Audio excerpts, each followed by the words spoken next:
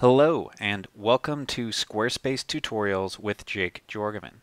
Today I'm going to be showing you how to stylize and design your site. One of the biggest problems that people come to me when they're working on their sites is they're trying to figure out how to design it and make it look professional.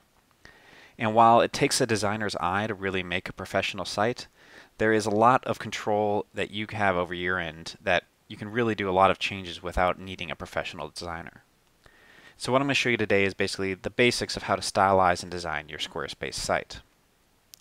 So when you're logged into Squarespace and you click on View Page and you go to this kind of preview section of your site, you're going to notice there is this little section down here where you have the opportunity to essentially do a few different options. You have the ability to manage your site, which takes you to the back end where you can change the content. You also have the ability to edit the content of your site, which allows you to edit the text and any layout right here. And last, you have the ability to change the style of your site, change the visual style of your site, adjust the fonts, colors, sizes, and more. And so that is what I want to show you today here. So we're going to click on Change Style. And when we do that, this little style editor is going to pop up on the left-hand side of the screen. And I want to point out that every single theme has different parameters and different options on the style editor. So you may or may not have the same options that I'm showing you here right now, but essentially all of Squarespace's themes have their own options and styles. So what I encourage you to do when you're trying to design your site is simply go through and try to play around with every single setting on here to figure out what it does, and eventually you'll figure out how to make it work for you. So for example, we have this site width option right here. And if I hover my mouse over it, it turns into a little scrolling bar. And I can make my site wider. I can make my site narrow. Or I can leave it at 970, which is where I have personally found to like it. Now we also have this option, which again, this canvas setting, which may or may not be the same for your site, but you can change the site width. And what you'll see is that has now made my header a little more narrow and my bar there. Or I can change it to full width, and now the site becomes a little wider. You have these options for canvas offset, canvas padding, which that's actually not really doing much here. Canvas border size, lines and decorations. You can change the color of that, so you see this line right here. Well, what if I wanted that line to be yellow like the rest of my site? Could actually change that color to yellow right there and make that matching the rest of my site. But I'm going to leave that as gray because I liked it. You have the option to hide delimiter. The delimiter, a lot of themes have this option. And when I change that, what you see is these little slashes between each of the navigation items. Some people like it, some don't. For my personal site, I don't quite prefer it, so we're going to hide the delimiter. The header, I'm not going to dive too much into this because generally the header is one of the options that is most theme specific. So you're really going to have a lot of different options here that are definitely specific to the individual theme. So we'll scroll down and kind of beyond all this. But again, I encourage you, with every theme, it's a little different. So just play with these options, try to move things around, and just try to create a site that looks and feels like you want it to. It may take some time, a little kind of back and forth, but over time, if you play with these options enough, you can create a decent looking website. And now we'll go down to here to the navigation. One thing that is common on most of the themes is this navigation spacing option. And that's basically how much space is above or below your navigation. So maybe I want to have a lot of space in my navigation, kind of give it some padding. Or for me, I personally like just to have a little bit of padding, not too much there at all. So navigation spacing, again, that's a very common one you're going to see in a lot of themes. This is another big one that allows it. A lot of themes have the ability to choose where you want to put the navigation. So I could have it above my banner and have the navigation at the top of my site. Or, whoop, where did my, oh, there we go, sorry. Or I can put it below my banner and have it right there underneath my logo. You also have the ability, sometimes maybe I want my navigation to the left of my site, to the right of my site, or I want my navigation center. Again, I have the ability to disable the navigation border, and suddenly that little line just disappeared that we were stylizing earlier. Now a big thing is the main content of the site, and almost all of the themes will have this, where you have the ability to choose and design your H1, H2 tags. You also have the ability to change your canvas background. So what if I want my page content to be gray?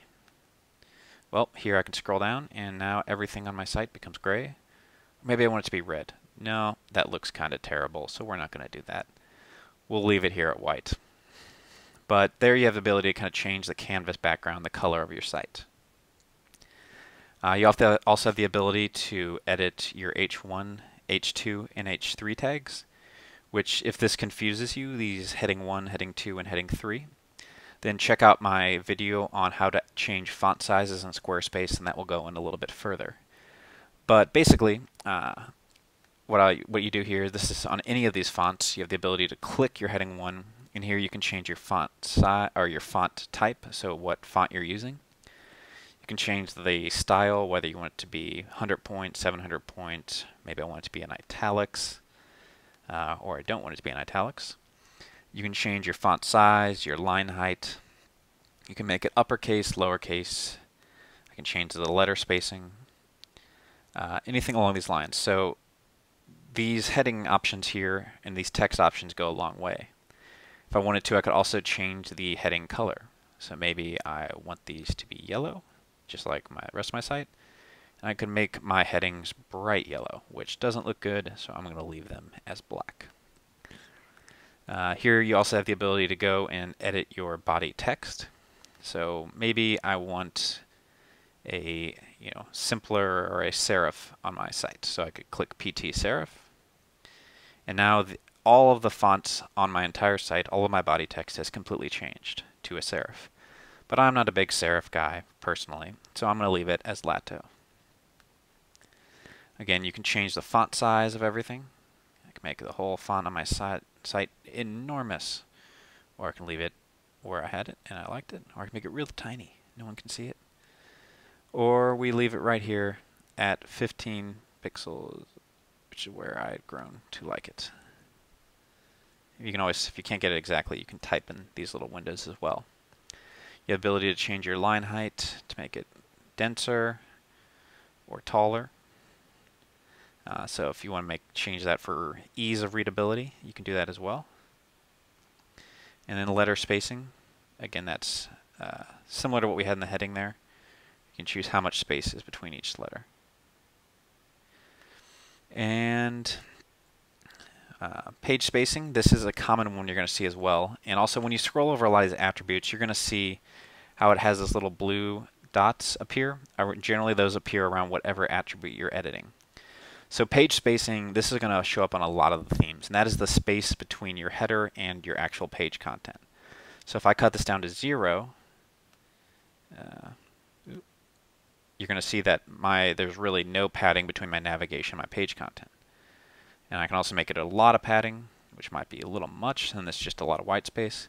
But this allows you to choose the amount of space between your page content and your navigation. You have the opportunity to go down here and work on your footer. So I can change the size of my footer text. Maybe that's a little small for me, which it honestly kind of is. So you can change that contact and any of the text that's down here in your footer section you can change. You can change the footer alignment. You can get rid of this footer border. And then you also have the option, a lot of themes have social icons. So I can change the actual size of my social icons, make them really big if I want, or real tiny. Or I can just leave them somewhere in between. You can change the social icon color. And again, this is not every theme has this, but a lot of them do. You can change the style, so I can make them squares, I can make them round, or I can leave them normal. And then again, this is kind of specific to my theme, but a lot of times you can change the positioning of these. The blog, I won't go into that because that's very theme specific. And then this is another one. You also have the ability to edit and change these buttons. And a lot of people don't realize this, but if I want to change this button right here that I've created, I could change the color on that, which I'm going to copy this so I can go back to it. But what if I wanted that button to be yellow? I can simply click that and change the button color. I'm going to leave it as blue because that's how I like it.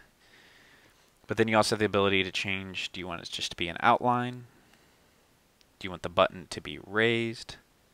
Have this kind of little 3D look, or just solid.